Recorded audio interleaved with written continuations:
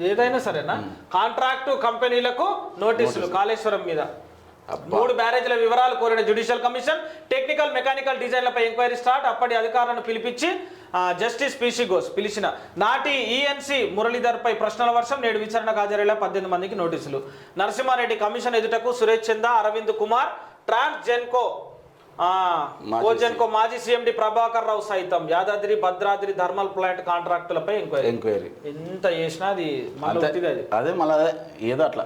Swargaseema real మోసం. Cherukupalli 372 ప్లాట్లతో venture వరదల ప్రవహించే కాలువను కబ్జా చేసిన సుకేతన చేతి వాటంతో సరిపెట్టుకొని వదిలేసిన అధికారులు. పర్మిషన్ లేకుండా అనే ప్లాట్ల విక్రయాలు గజానికి 10,000 అంటూ జనాలకు బురిడి.